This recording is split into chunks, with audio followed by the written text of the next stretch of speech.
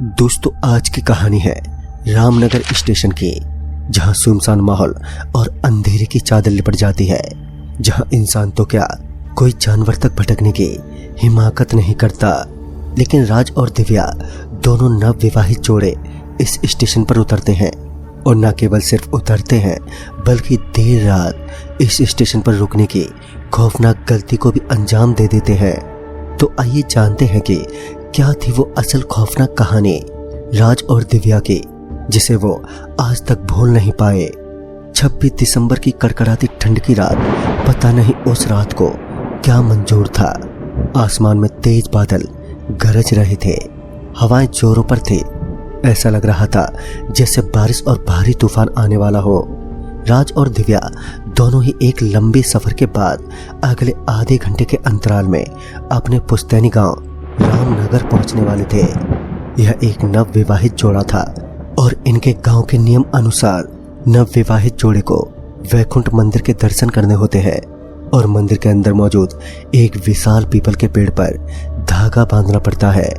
इसी विधि को पूरा करने दोनों ही अपने पुश्तैनी गांव जा रहे थे। वैसे तो वो लोग अकेले ही थे, क्योंकि उनका परिवार शहर में ही था, पर उसके कुछ रिश्तेदार गांव में उनके स्वागत की तैयारी कर रहे थे। रेल की भी क्या मजबूरी थी कि रात के करीबन 10 बजे के आसपास दोनों ही रामनगर स्टेशन पहुंचे।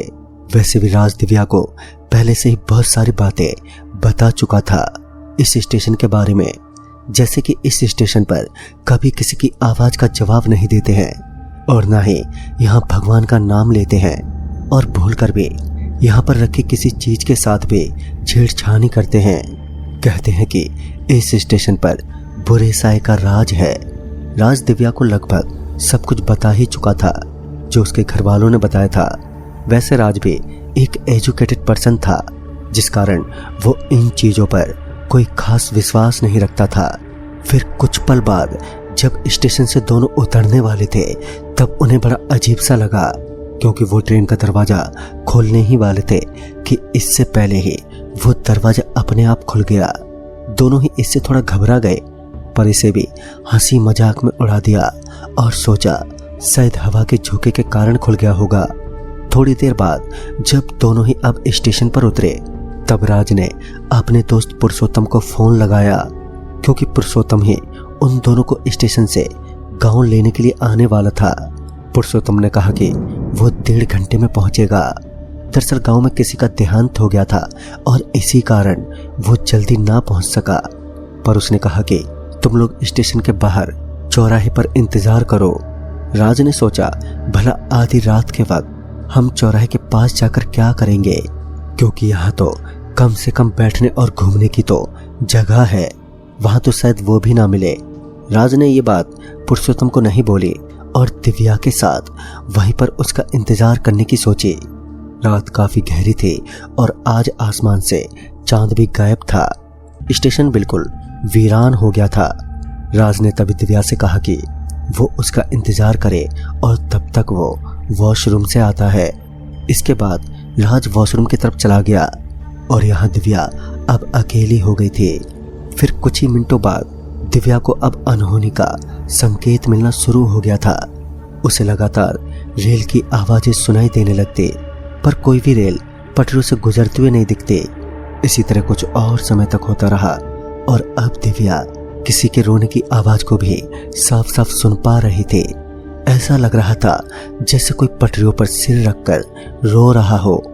ये आवाज काफी समय से आ रही थी और अब यही आवाज दिव्या को परेशान भी करने लगी थी।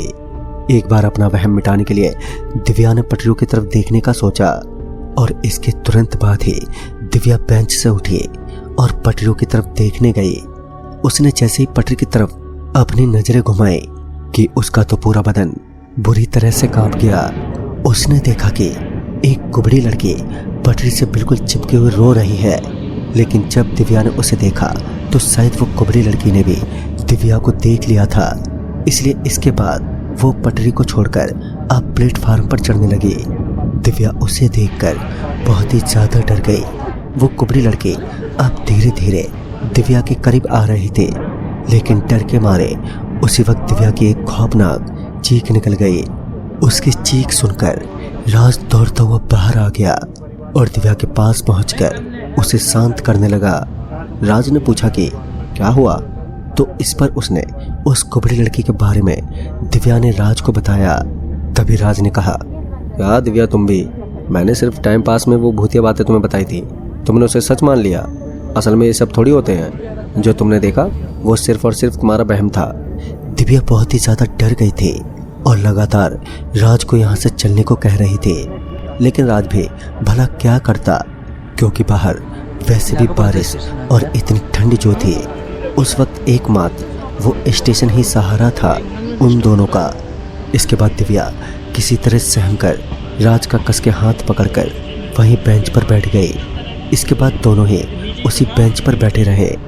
लेकिन अब थोड़ी देर पहले जिस चीज का सामना दिव्या ने किया था, अब उसी चीज का सामना राज भी करने वाला था। दोनों बेंच पर बैठे ही थे कि तभी स्मोकिंग की दुर्गंध आने लगी। राज को ये समझ नहीं आया कि भला इस वीरान से स्टेशन पर इतनी देर रात कौन सिगरेट पी सकता है, क्योंकि उन दोनों के अलावा वहाँ पर कोई मौजूद ही नहीं था। कुछ ही देर बाद राज को एक और झटका लगा जब उसकी नज़र सामने वाले पिलर पर पड़ी। दरअसल उस पिलर से ठीक सट के किसी का पैर था। उन पैरों को देखकर तो यही लग रहा था जैसे वहाँ पर कोई खड़ा हो। राज समझ गया कि हो ना हो वो सिगरेट पीने वाला ही खड़ा है। वो भी दिव्या की तरह अपना वहम मिटाने के लिए उस पिलर के नज़दीक गया। जब राज उसके नज़दीक गया तो उसकी भी रूह कांप गई, यह देख कर कि वहाँ कोई शख्स तो मौजूद ही नहीं है, पर हाँ वो पाँव मौजूद था। लेकिन ये कैसे हो सकता था? उसने ठीक से देखा तो पता चला कि वो किसी का कटा हुआ पाँव